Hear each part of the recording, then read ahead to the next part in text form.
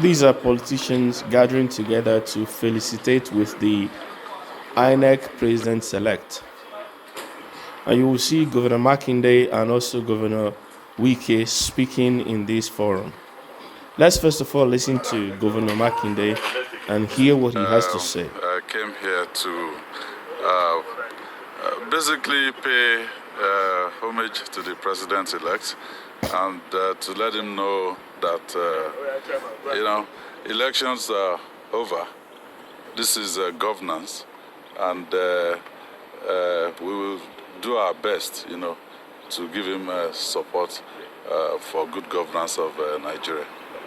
All right, elections might be over, but the electioneering process is not over, because enshrined in the process is the time for people to go seek redress if they felt that their mandate was stolen. They have the election petition tribunal to go and seek redress. So while there are cases pending at the petition tribunal, you cannot jettison that and pretend that everything is over or that everything is normal. So this is where these guys are getting it wrong.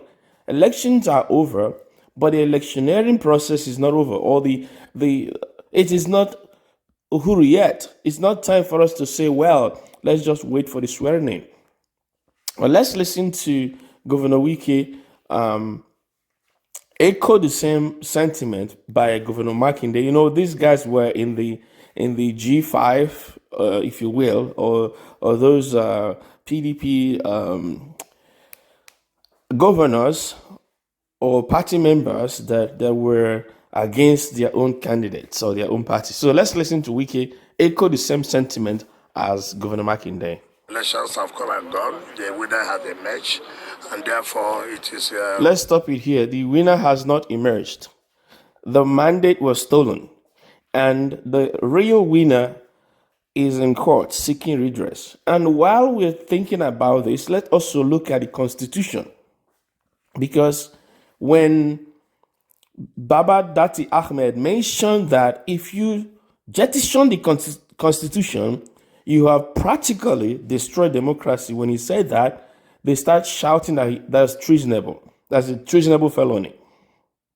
Because he says, if you jettison the rule of law, if you throw away the Constitution and go ahead and swear in somebody, you have practically ended the Constitution, because it's now useless. When he said that, even though he used different words, he said that you have ended democracy.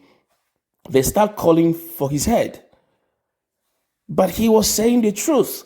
If you ignore the rule that governs your organization or association, what do you have? According to the Constitution, you have to win 25% in 24 states and also 25% in Abuja. Many people ask the question, does it mean that the people that live in Abuja have more rights than other Nigerians? Why is it important that you must get 25% in Abuja? But it is clear in the Constitution. If you read the Nigerian Constitution 1979 in tandem or in parallel with Nigerian Constitution in 1999 as amended, you would understand why. I'll just enumerate them. Number one, in 1979, Lagos was the capital of Nigeria, and Lagos have a sitting governor and House of Assembly members and deputy governor in Lagos. And in the same time, the president of the nation stays in Lagos.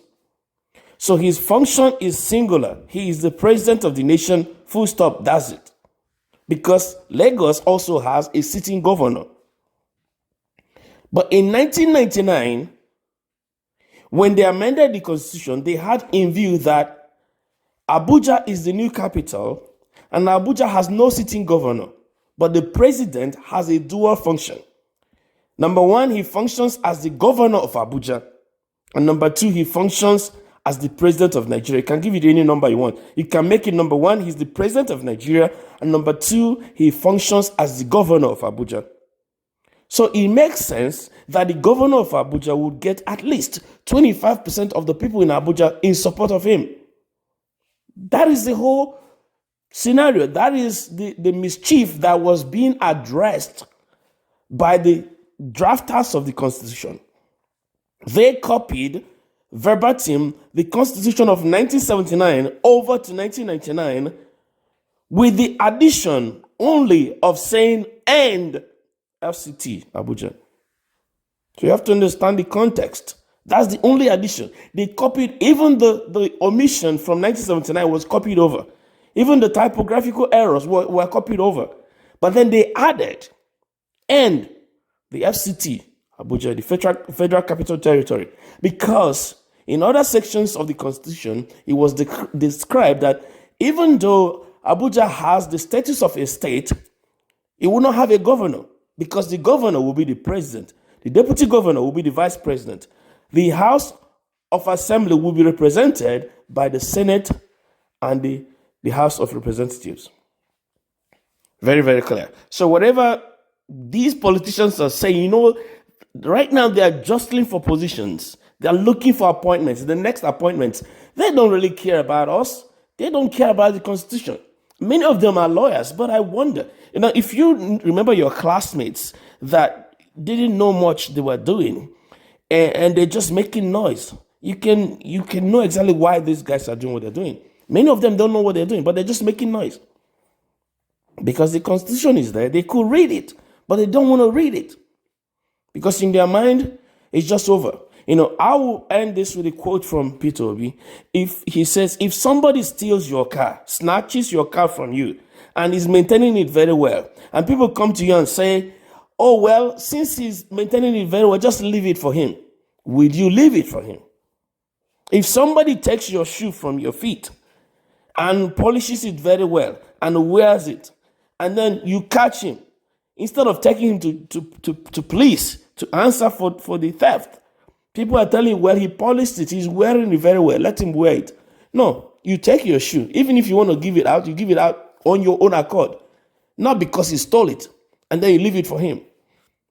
If someone snatches your car, you don't let him drive it because he polished the car and he's driving it very well. No.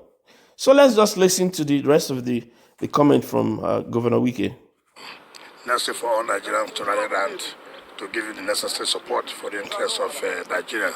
And everybody is expecting, everybody can wait till May 29th to see that the president has been inaugurated.